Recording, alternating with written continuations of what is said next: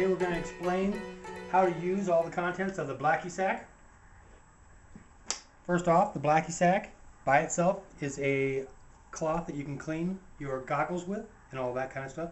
Plus, if you need to, close it up, put a few little things in your pocket for the lift. It'll clip on so you don't lose it. Other than that, we've got a skiing necessity, the bandana. Tie it around your face, put it over your head, tie it around your leg, keep snow from getting in your boot. Gotta have one, always need one. A little miniature ratcheting screwdriver. Using it like this, remember that you go from front to back this way. It works good for, have it set like this for leverage. But if you need to get far into something, you can also use it as an extension.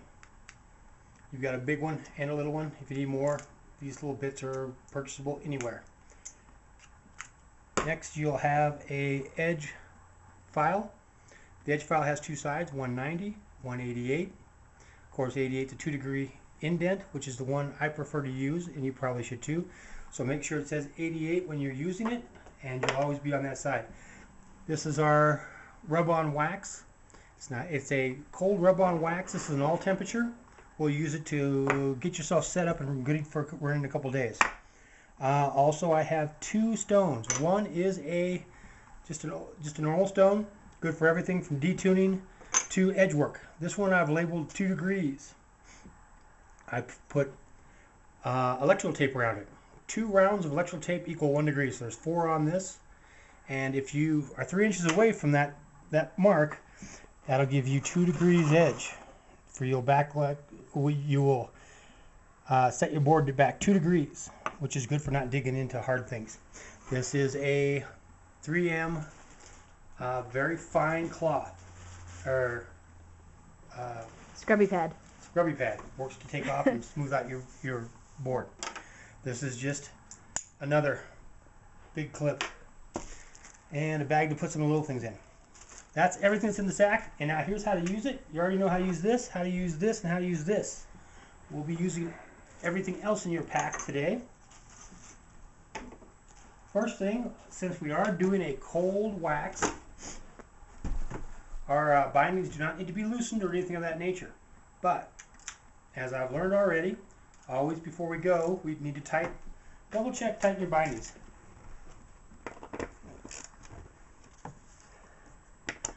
Isn't going to hurt anything, but this way you can catch anything that's loose. Again, you can use it to get a better grip, like so.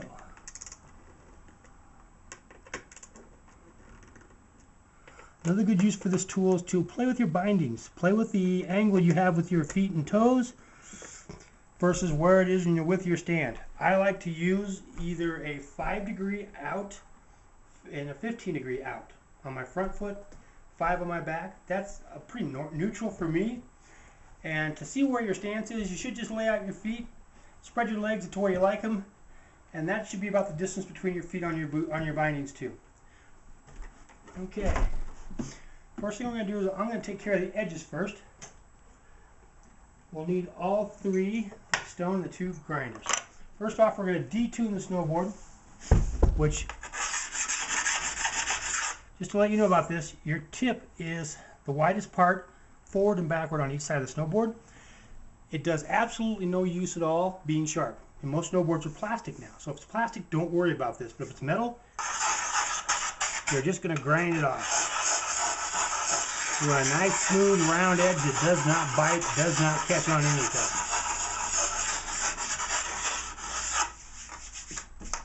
Do both ends.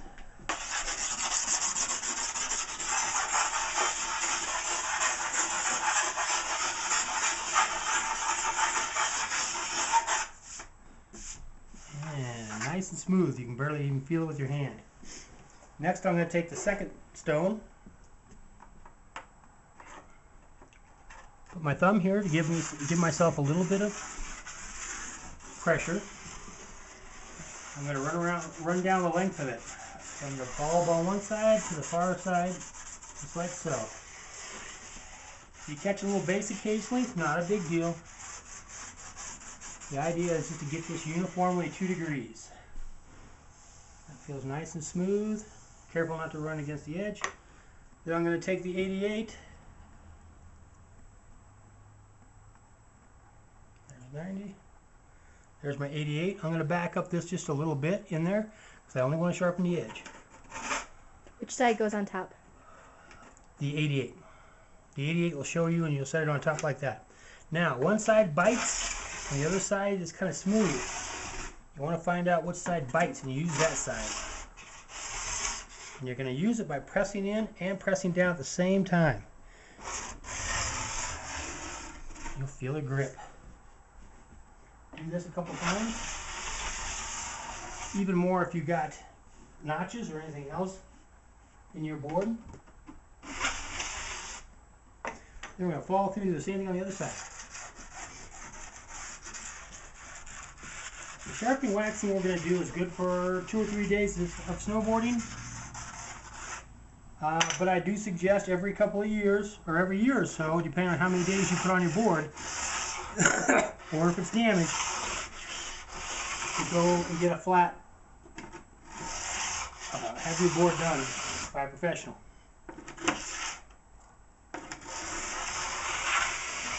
So you can hear that bite. Very nice, very nice. Right here. There.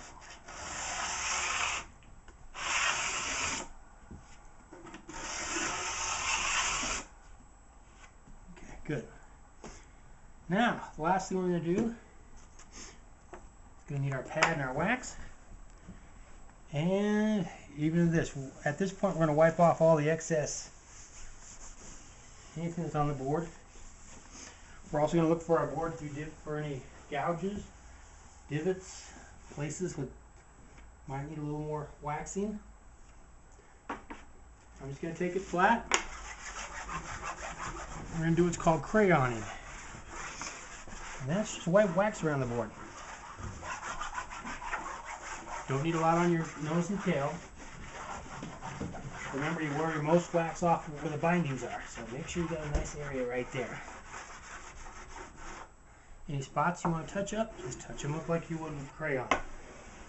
You want to feel a nice rough coat of, semi-rough coat of wax everywhere on your board. Okay, I'm going to hold that back. I'm going to go ahead and buff it. Please buff forward and backwards with it, with the grain of the board. And now what you're going to do is just put a little elbow grease on this. This is going to push wax into the cells that didn't get it directly applied to it. And it's going to take off some of the excess where it's too heavy.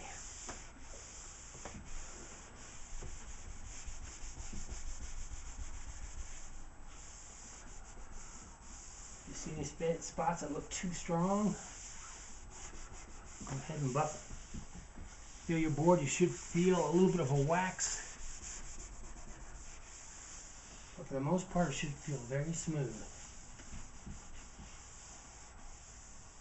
And if you're not going to go skiing right away, I do suggest you run just a little bit of your wax down your edges, very lightly. All that's going to do is keep a little wax on your edges so they don't rust or wear out while you're not using your board. And that's it. That's how you use the Blacky Sack. This is Greg from Steamboat Springs, Colorado. Bye now.